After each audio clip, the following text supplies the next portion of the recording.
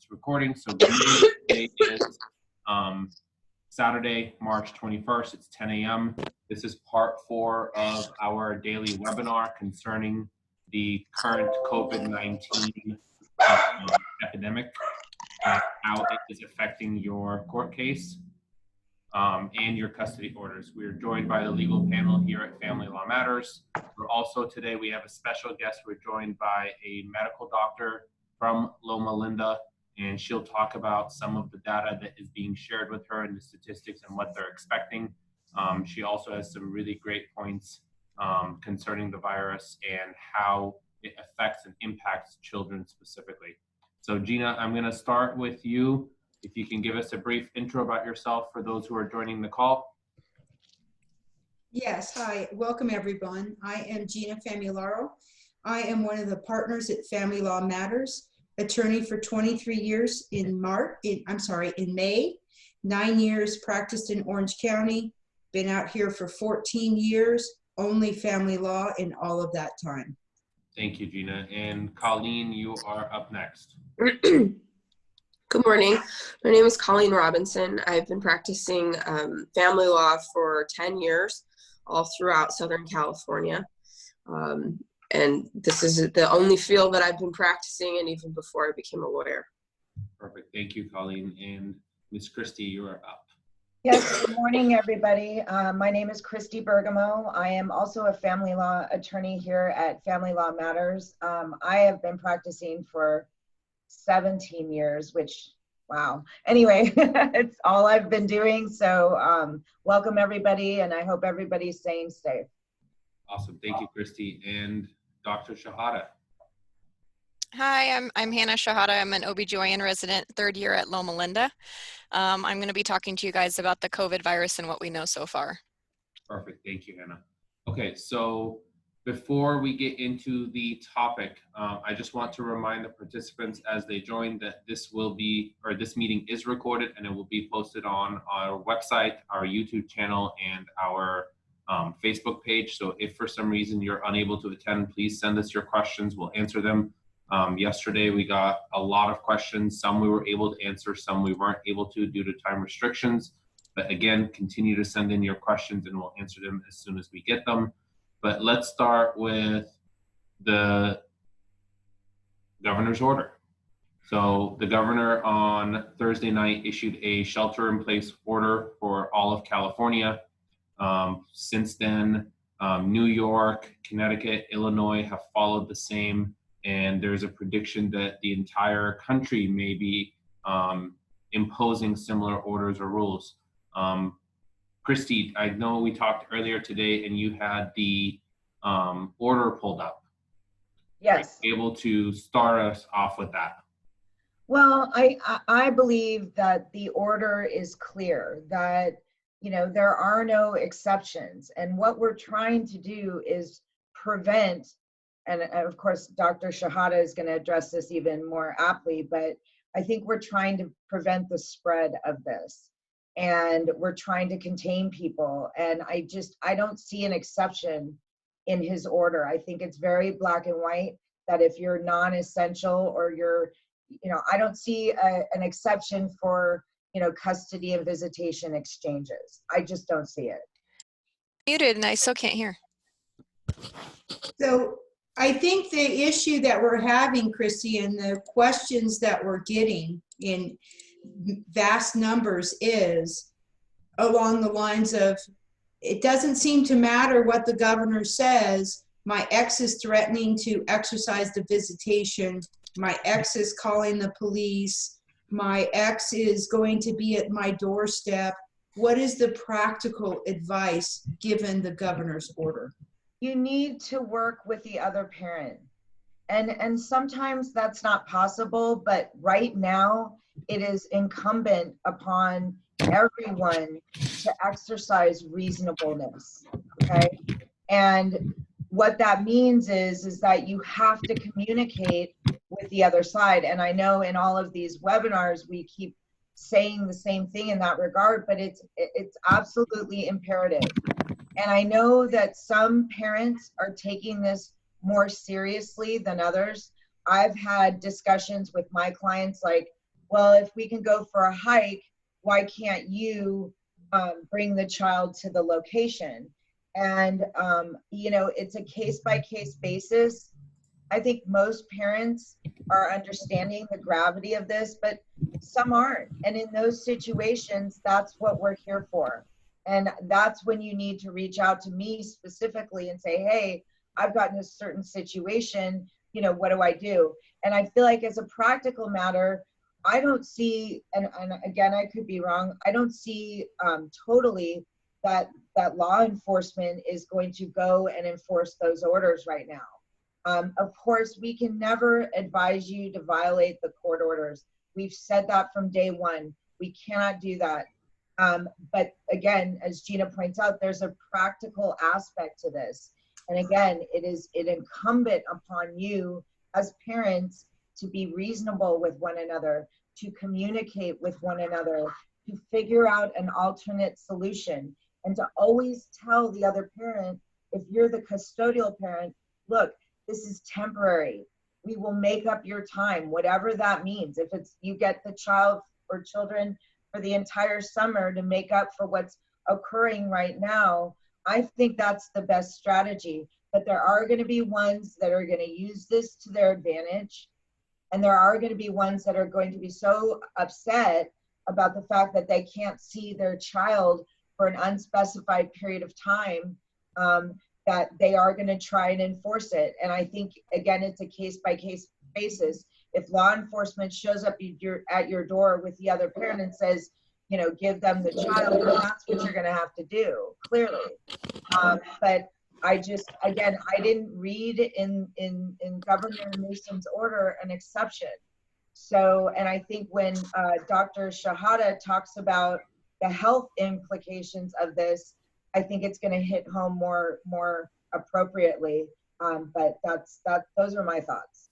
And Christy, we received a question that's kind of in line with what you just stated, which is, my ex threatened to have the police here during custody exchange. She said she was told by the officer she spoke to that the court order should be followed over to the governor's orders. What should I do? Then that's your answer. Then if that law enforcement officer says that you need to exchange the child, then that's what you need to do.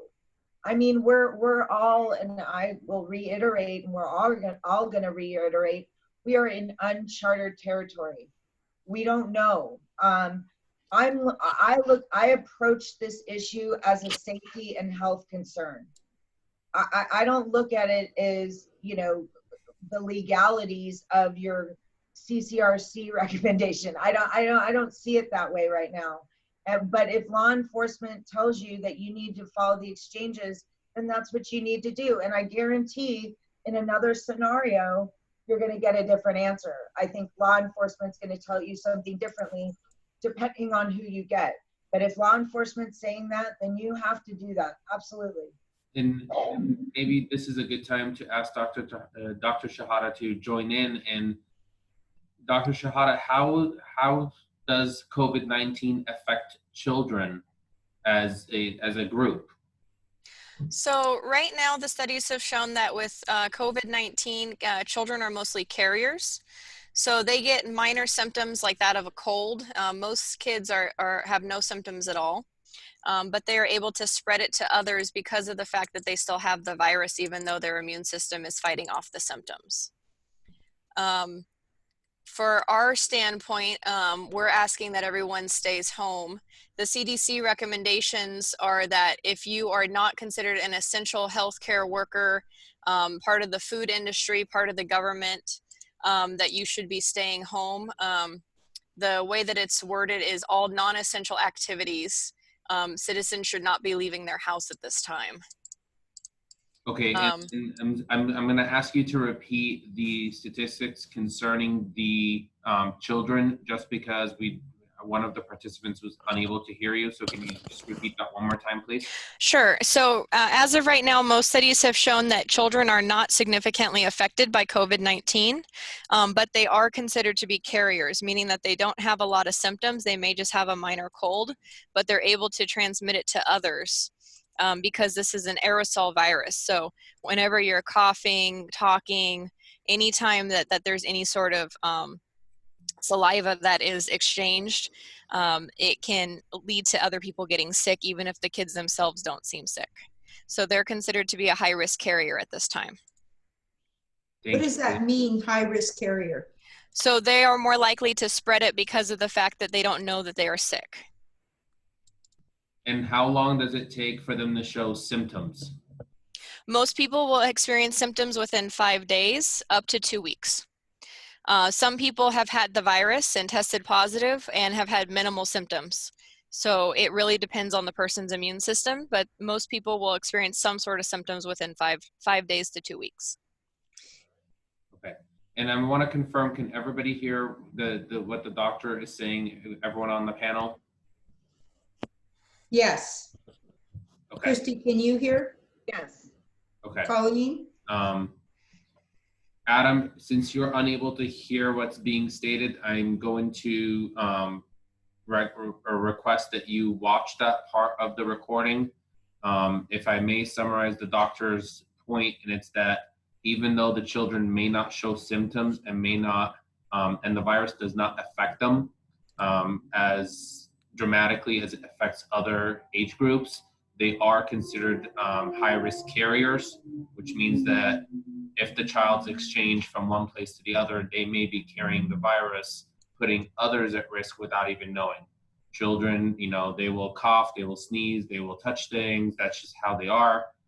So we want to make sure that the kids remain safe. That's at the end of the day, that's the goal, is the kids remain safe. And Colleen, I'm going to ask you to chime in on this a little bit. So with what Dr. Shehata had just said, again, how do you think how should parents interpret that? You're a mother of young children, and knowing that, how would you react to that? Well, as everyone can see, I'm currently coughing and blowing my nose. So to me, that's terrifying because I don't know what they come into contact with. And if you know little kids or kids in general, they're in everything and they're touching everybody.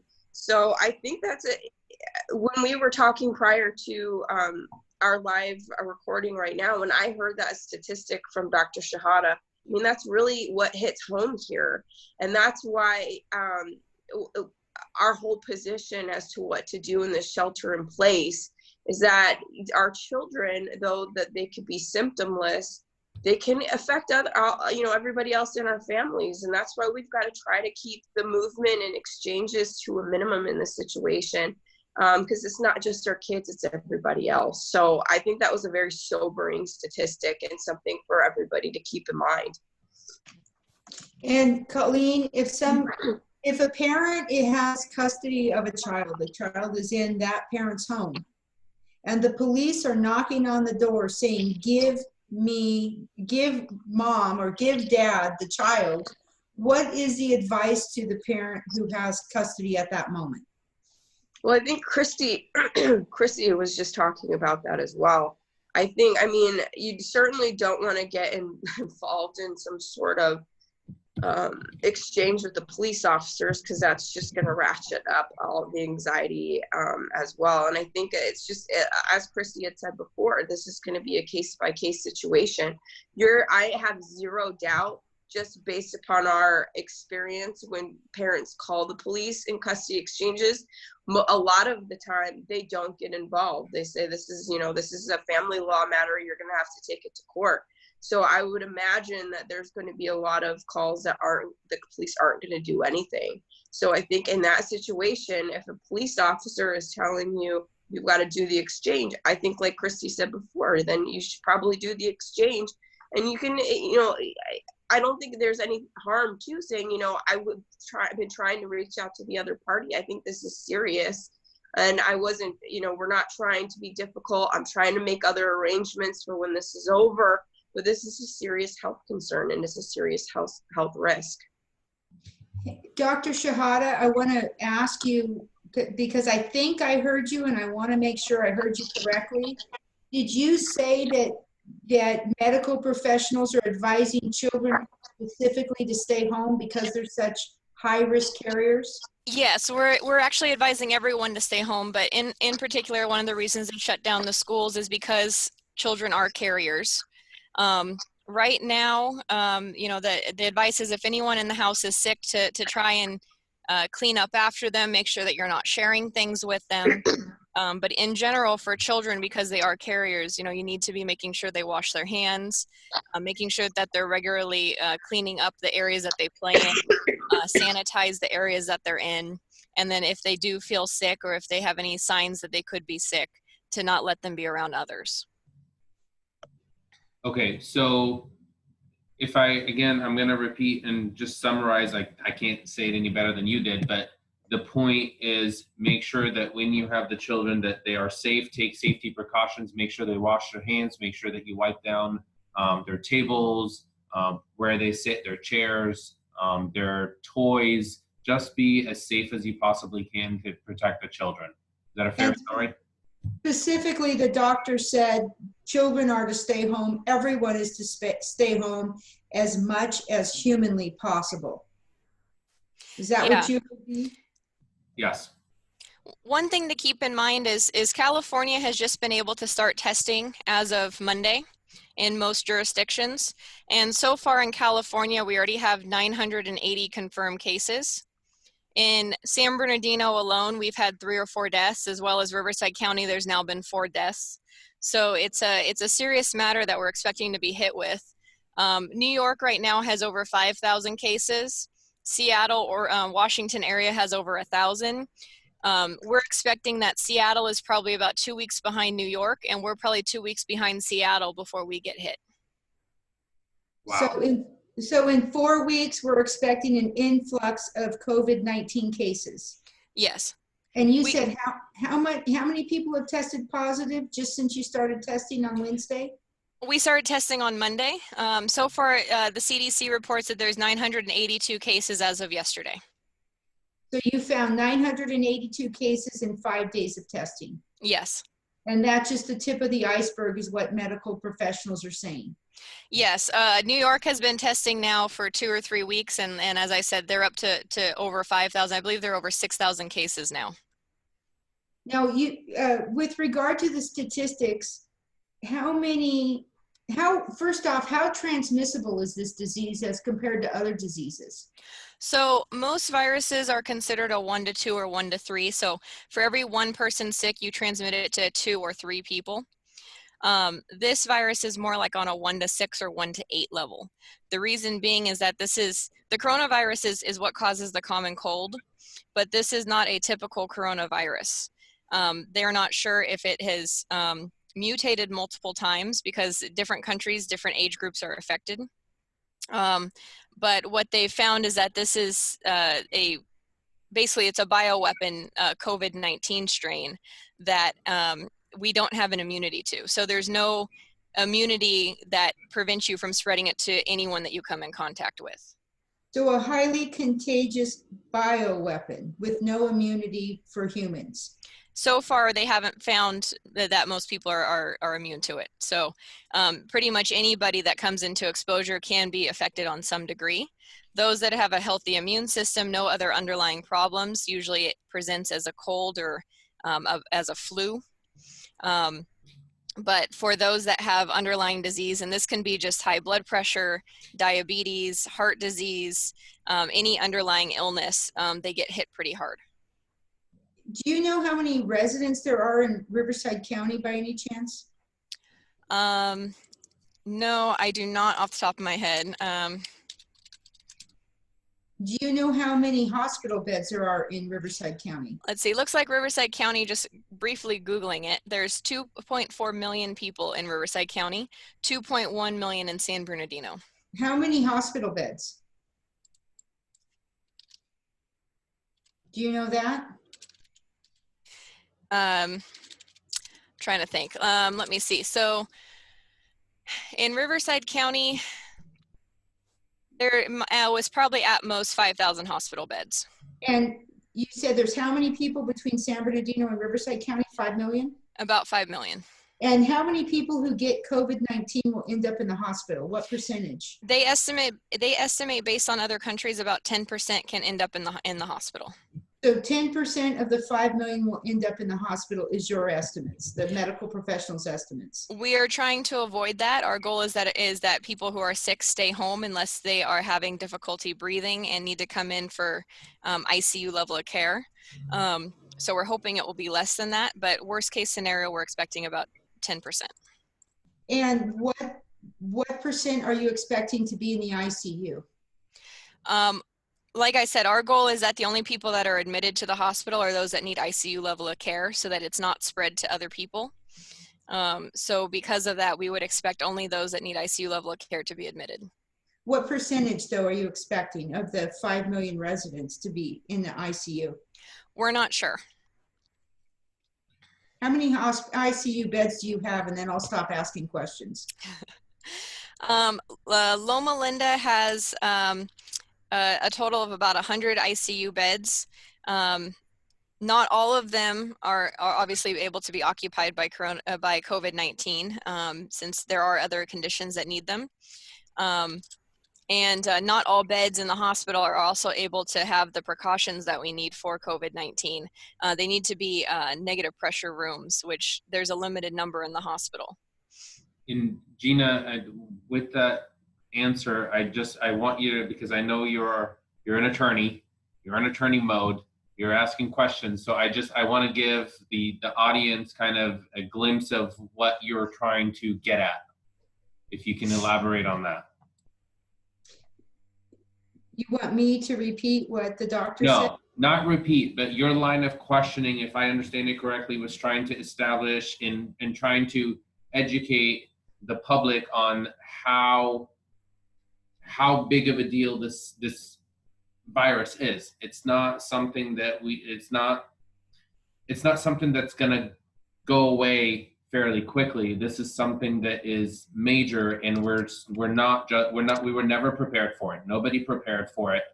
And talking about 5 million people versus 5,000 beds or 5,000 and the hospital asking people to stay at home, I just think it kind of puts things into perspective, which is, don't pick a fight with the other side. And it's not about who's right and who's wrong. At the end of the day, you need to understand that this affects us all.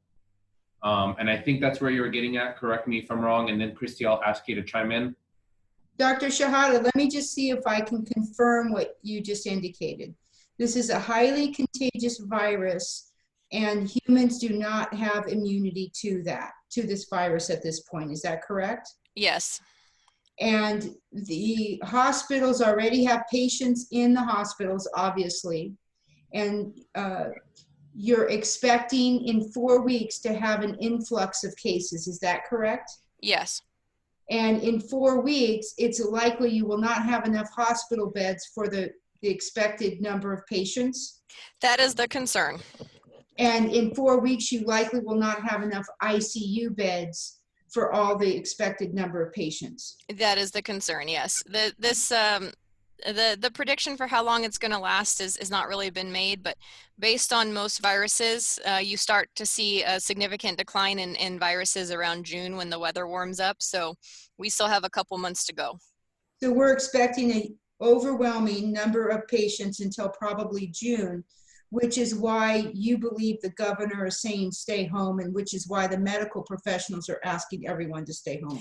Yeah, we're asking everyone to stay home so it doesn't spread, especially those that have symptoms of being sick. They should stay home so it doesn't spread, and do conservative care like you would for a common cold or a flu to take care of yourself. Drink lots of fluids, try and stay away from other people, keep yourself eating and sleeping as much as you can so you can recover.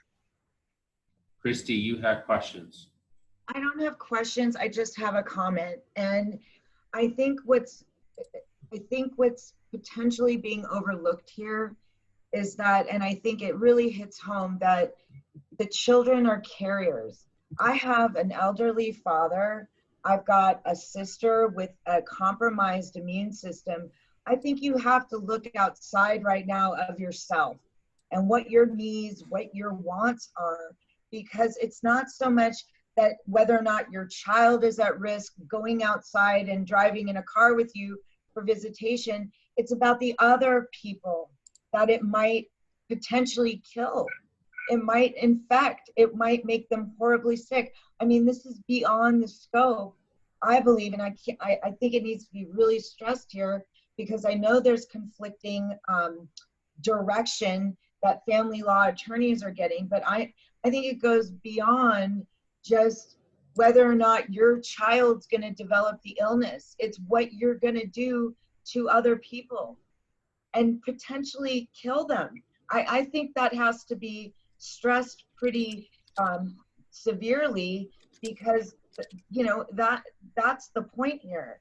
And I think that people are looking like, whoa, my kid's not sick, then you know we're gonna go and do whatever. But I think it needs to be very stressed upon that this isn't just about you and your child and even the other parent. This is a global issue that we need to ensure that not only we take care of ourselves, but we take care of others. And I think that's the point. And it is completely understandable that different attorneys are going to give different advice. Some attorneys are going to say, absolutely follow the court order to the T. Other attorneys are going to interpret the court orders in light of the governor's order. And there is no right or wrong answer. At the end of the day, it's about safety. It's about the safety of the children. It's about the safety of the public in general.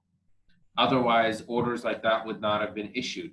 And yes, we may not like the orders. Yes, we might think that the orders are a bit extreme. But again, when you start dissecting and you start understanding how fast that virus is spreading, it puts things into perspective. And the fact that children are carriers, again, as everybody has highlighted, is a huge, huge point, because they don't know they have it. They're touch any and everything, as Colleen indicated, and it puts other persons at risk. It puts family at risk.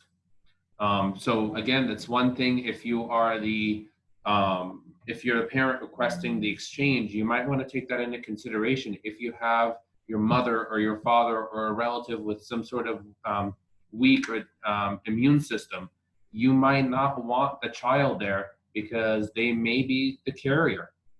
It's something that you're going to have to decide on your own, and you have to look at it as a cost-benefit analysis. And at the end of the day, we all want the children to be safe. We all want the public to be safe. No one wants the martial law or whatever. No one wants to be stuck at home. No one wants to close down their businesses. We want to get back to normal. We want to get back to what it was, at the end or at the beginning of 2020. And the more people that are out on the street not abiding by these orders, and the more people that are out for non-essential work, what do you think is going to happen? The government is going to become more and more strict. So again, just keep that in mind. Gina, do you have anything to add? No. So Dr. Shehata, in what you're hearing, you're getting weekly briefings. Is that correct? Yes. Is it weekly or daily briefings on this? We get daily updates, but weekly briefings. Daily updates, weekly briefings. Is the medical profession viewing this as a public health risk? Yes. That's why they want everyone to stay home. The goal is not that this is going to be here indefinitely. The goal is that we're going to be able to get ahead of it, so that we're not spreading quickly to the point that it's overwhelming for the hospitals. The goal is that if this does spread, it spreads slowly because people are taking heed to stay home and not spreading it to others. Yes, ma'am.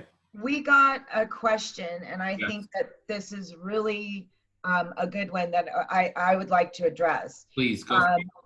Someone wrote, I kept my son home and didn't allow a visiting parent to pick up yesterday. Was told they will be taking me to court for being in contempt.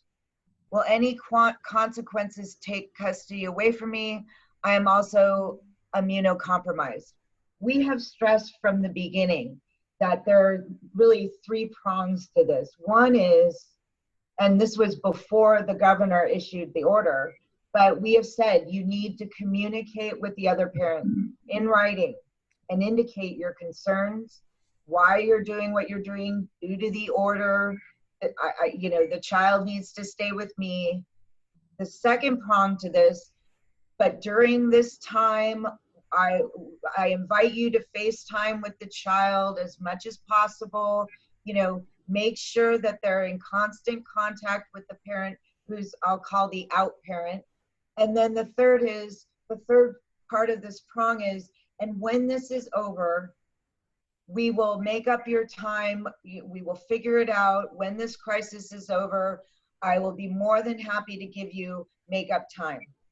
And that is a good system, because the question is, am I going to be held in contempt of court? Well, being held in contempt of court, the other side has to prove one of many elements. And what it is intentional, willful violation of a court order. So if you have in writing all of those three prongs, there's obviously, I think they're going to have a hard time proving the willful violation of a court order. That's my opinion. And to jump in, you also have to prove that they have the ability to comply. Exactly. If someone is immunocompromised and somebody is experiencing an extreme health risk by complying with the court order, I would take that case. I would take that to trial. I would too. Without skipping a beat, because this parent is putting their own safety at risk by sending the child and then bringing the child back into the home. The whole point of this, am I right, Dr. Shehata? I would agree with that. I would agree with that. Especially if you're immunocompromised, isolating the number of people that you come into contact with and those that you live with come in contact with, I think is an excellent way to keep yourself safe. And you also have to remember, and I'm going to ask Colleen to chime in, that filing the contempt action, the courts are currently closed.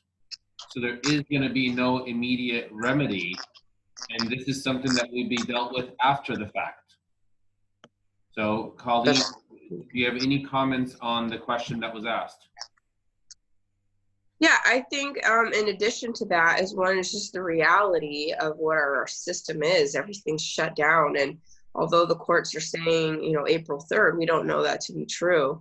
And then you're looking at trial that's going to be a hearing, and then a trial that's going to be set, and that's going to be many months down the line. And we don't even know what the reality of the calendaring is going to be like when the courts do resume. They're going to be overwhelmed as well, just as everybody else will. But I think another thing just to add on to our current line, or I like Christy's three prongs, is that if you are immunocompromised, I think a really good practice is to get something from your doctor that states that, because that could be something. I'm not saying that the caller or the user that posted that question would do something like that, but that's certainly something that we want to avoid, is people trying to take advantage of this situation. So I think that, coupled with something in writing from a doctor showing that you are immunocompromised, is going to be just a slam dunk in terms of presenting that to the court.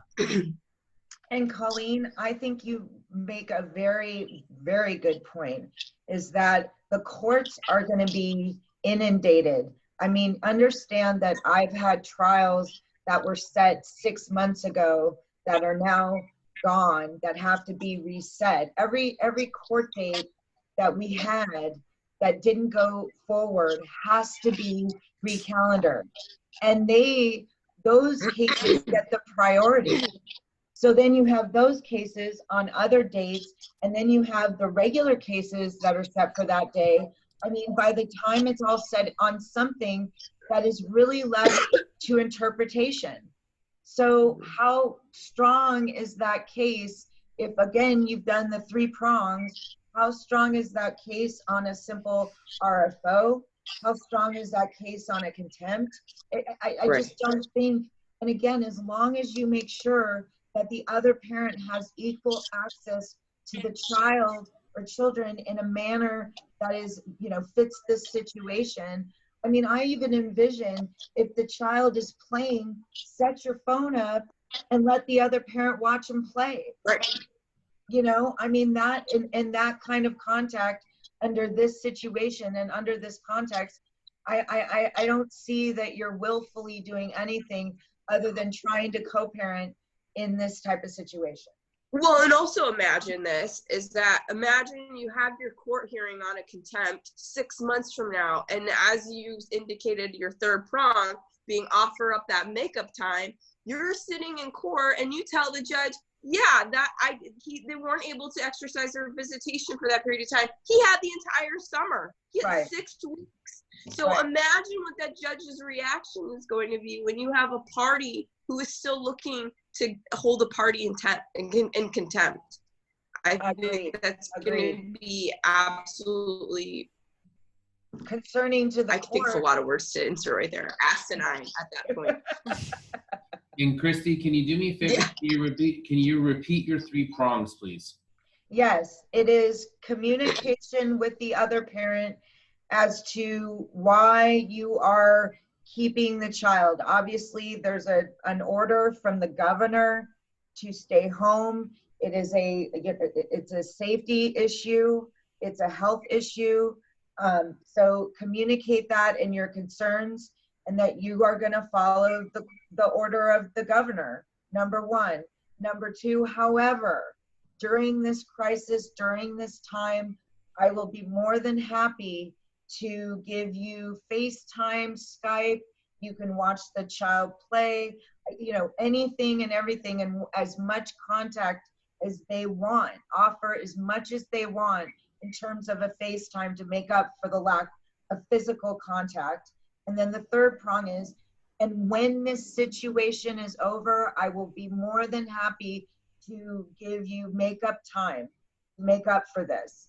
That's it. I think that is a safe decision. It's a safe methodology. And again, we're not telling you to break the court orders. These orders during this time just seem to have to be modified. You know, we're not saying no contact, bye-bye. You know, that's not what we're advocating here whatsoever. And it's unfortunate if there are going to be parents during this time based on the data that Dr. Shehata is giving us about the children being carriers and the fact that there isn't enough resources to handle critical issues. I mean, I think the other parent, you know, showing up with the police, that's more concerning for me. What's more concerning for me is a parent saying, I'm going to file a contempt against you because of this. I mean, that's, to me, rings more of the unreasonableness of the other side and not understanding the gravity of the situation. Excuse me. And if I was a judicial officer, you know, that would concern me more. Because why does a child need to, on top of everything else, not being in school, not being able to see their friends, not being able to do anything normal right now, and the child on top of it gets to, the parent opens the door and the police is standing there. Talk about traumatizing. I mean, that's not the appropriate way to behave right now. You need to co-parent with the other parent. You know, you need to make these decisions together and be united right now. And I'll get off my soapbox. And you can add the 4th problem that Colleen brought up, which is a doctor's note saying that if visitation goes forward, I will be in physical danger. Hold on. If you do that, though, you realize you're going to be flooding the clinics with people coming in for doctor's notes. Exactly. So I don't recommend that. Thank you, Dr. Shehata. I agree with, I was just about to say that, so I'm glad Dr. Shehata does. So the medical profession is asking no one to come to the doctor right now. No one, unless they. If you feel that you're sick, if you have a high fever, shortness of breath, a lot of coughing, there are drive-through testing places that you can go through, and they will call you with the results and have you go home and isolate. If you feel that you're not able to breathe, that you're losing consciousness, that you're extremely ill, then we want you to come in. But most people will be able to hopefully ride this out at home and be able to be tested in a drive-through testing facility. So if you're critical, go to the hospital, otherwise stay away. Yes. And Colleen, we did receive a question I want you to chime in on, and it reads that we told the other parent via email due to safety issues that we need to stop visitation until the stay at home is lifted. I think the other party is sitting outside waiting in the car. What do I do? I don't think there's much else for you to do other than you've communicated. I would maybe pick up the phone and say, hey, I see you out there.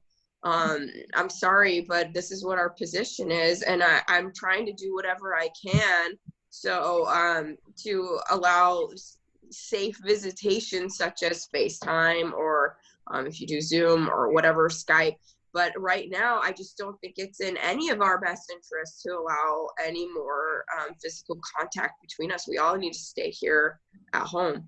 And my comment about getting a written doctor's note, it wasn't for like right now, but if this were to go to court, I think that, you know, in several months' time, that might be a good idea to get something like that. But I certainly understand Dr. Shehata's place. I don't mean for everybody to go bum rush their doctor's office to go get some sort of their medical file, copy of their medical file, or a request to know. I know that the medical professions have much more important things to be doing than providing documents for the courthouse right now. As we've been saying the last couple of days, just be reasonable and communicate. So yeah, they're parked outside of your house. You're like, I'm sorry, but my position hasn't changed. I don't know if anybody else has anything else to add in regards to that. And what if the police are knocking on the door in 10 minutes? Then what do we do? You exchange. The law. Okay, there's advice and the law. Okay. And if a police officer is knocking on my door, I am handing that child over. I'm not going to get arrested over this. I'm not going to, no. We're giving advice. We're giving our professional opinion, and every situation is different. And in those situations, that's why we're here for you. You know, that is a conversation that we need to have with you. And again, but we're not telling you to break the law. I don't think that message is given whatsoever by any of these webinars. I think it's exactly the opposite.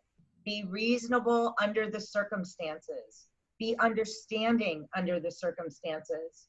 But again, I will hit home that if the children are the carriers and not necessarily the infected ones, and you know, I have family members that immediately come to mind that would absolutely be affected by this, then I'm not so much concerned about the children right now. I'm concerned about my family members. And I think that it's a slightly selfish, if you will, position to take, that just because your kid's okay, then it's okay. I think you have to look at the safety and health of the entire public. Look to your parents, look to your grandparents and say, these are the ones I'm worried about. And if my child has an effect on these people that may or may not be here after this, then I think that that's the mentality that needs to be had. Not so much that my child's fine, therefore, and the other parent, therefore we can do the exchanges. And you know what? It might be that you feel and your other parent feels that the exchanges are safe and you can do it. That's up to you. But if you do have these concerns, I think it's very reasonable to say that because of these concerns, I don't think people realize the gravity of this situation and how truly bad it is. We are all sitting at home right now, having zero contact with one another. The effects of this are devastating, not only health-wise, but financially. We need to stick together right now. We need to recover from this. And again, showing up with the police, it's just, I think it sends absolutely the wrong message at these times. And to add to that, there's a second part to that question, and it's from the same participant. And they asked that the issue we deal with is that the other parent is a narcissist, and no matter what we say or do, the other parent wants to argue. And I know Colleen recommended that maybe you call and let them know. So maybe knowing that piece of fact, you might not want to engage, and you might want to keep all communication in writing. Colleen, do you have anything to add? Well, no, I mean, calling with someone sitting parked at the end of your driveway, I certainly think calling, but dealing with difficult personalities, I absolutely agree that it should all be in writing, and you're probably using talking parents because most cases involving someone like that do. So just as we've said before, and we would give you the same advice if this wasn't happening, is just to document everything in talking parents and know that probably down the road, that's going to be, if your case goes back to court, that those communications are going to be key. And they will be reviewed more than likely by a CCRC individual and by the judge, and they're going to be looking to see who's being the most reasonable. Christy, I'd like to ask you a question based upon your years of experience as minors counsel. I mean, you've got many years representing children in their best interest. Yes. One of the questions asked was if dad or the non-custodial parent starts communicating with my child and blaming me that I've taken away visitation and communicating with the child excessively about parent type issues, what do I do? Presumably, in that situation, presumably you've been to court. And when you go to court, there's a standard order that is made that, you know, the parents don't speak derogatorily about the other one, something to that effect. And so I feel like in that specific scenario, then that is speaking bad about the other parent in front of the child, to the child. Then I think that you have to take parental measures to limit that contact. Listen, nothing hurts a child more than to hear something bad about their other parent. I can't tell you the effects it has on a child to have conflict in the home.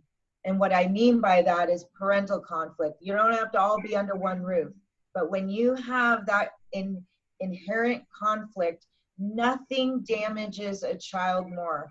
I'm talking emotionally, academically, you name it. Our children are so much worse off if we choose to engage in derogatory and negative, I call it negative parenting. And during this time where our children are home 24/7, it was one thing to go to school. They could get a break from it, be with their friends, kind of escape the negativity going on in their home life. But now they're home all the time. I would believe that in bad or difficult co-parenting situations, that it's even just heightened even more. Think about what this is doing to your children. It is permanent damage that you do to your children under that scenario. Christy, let me read to you the specific question. Yes. After notifying the other parent sent messages to my child that I am keeping them away from each other. It's my fault he can't pick him up, etc. Am I able to block the other parent on my child's phone and request contact to be through my phone? This, unfortunately, is common when things don't go the other parent's way. What's your advice to this person? First, you have to look at your court order and what it says. Some orders are very specific about phone contact. So if your order says the child, and again, I've done a lot of these orders, the child is to have a phone, it's supposed to be on all the time, the parent's allowed to communicate, then I don't think you shut off the phone, because I think that's a direct violation of that order. And you just have, this is where you come in to say, look, you know, this isn't what I'm doing. The communication with your child has to be key. But if you don't have that kind of order, I think it is incumbent upon you to reach out to that parent, advise them that if this behavior continues, that you are going to block them and you are, in all communication has to go through you. But I think what people need to understand is that all of this, I'm a trial lawyer, okay? I am in court every day. I love it. I'm a litigator. That's what I do, right? So what I'm thinking now, and I always think of things as what is the evidence? So if during this time, that's the way they chose to respond, and these are text messages that can be easily screenshotted for purposes of future hearings and determination about custody. So if we have a client who's doing that, or if you're the recipient of those types of issues, then certainly probably it's going to have to be addressed later on. But I would particularly look to your order. And if you have an order that says the child is to have a phone, it's to remain on, and that's how the parent has to communicate with the child, then no, I don't think you turn it off. If your order is silent on that, then I think you affirmatively warn the parent that if this behavior continues, because let's be serious here, a lot of people overreact. These are your children, especially when it comes to your children. So this might be an isolated incident. Maybe they were venting, maybe they didn't use the best parental judgment of involving the child. It really is determined, or it really, is this an isolated incident, or is this continuing to happen? And if it's an isolated incident, I would say under the circumstances and everybody's emotions, I would say to let it go, that it happened. But if it's constant or continuing, then I would say that you need to reach out to that parent and say, hey, like, fire a warning shot. Say, hey, if this continues, if you send one more message, then I'm going to block you, and you can communicate through me to the child. Perfect. Christy, with that note, I'm going to go ahead and just some final comments, and I want to give Dr. Shehata an opportunity to give us some final comments to wrap up this meeting. We are holding these webinars daily. Our next webinar is going to be scheduled for Monday at 10 a.m. If you have any questions, or if we were unable to get to your question, please reach out to your attorney. Please email or call your attorney and ask those questions. And if you need help with an issue, that's what we're here for. Remember, just because the courts are closed and just because things are uncertain right now, it doesn't mean that you should not be reaching out to your attorney for advice and using that that your attorney as a tool of communication to the other side to make sure that that as of now, just for now, things are okay. Dr. Shehata, I'm going to let you finish the call. Do you have any final comments or advice for the participants here? No, again, just everyone try and stay home and stay safe. Do what's in the best interest for you and your family, and try and make sure that if you do go out, that you hand sanitize frequently, you keep your items clean. And if you have any symptoms at all of being sick, any concern that you've been around anyone that's sick, please don't go out. Thank you, Dr. Shehata, for that. And again, for those of you who are not able to join, this recording is going to be posted on all of our social media websites, on our Facebook page, our YouTube page, and as pretty soon on our website as well. So just continue to reach out to us, send us your questions, we'll answer them again. There is no session tomorrow. The next session will be Monday morning at 10 p.m. Pacific Standard Time. Please send us your questions if you have them. Thank you all. God bless. Thank you, legal panel, for joining. And thank you again, Dr. Shehata, for joining. God bless. Stay safe, everyone. Yes.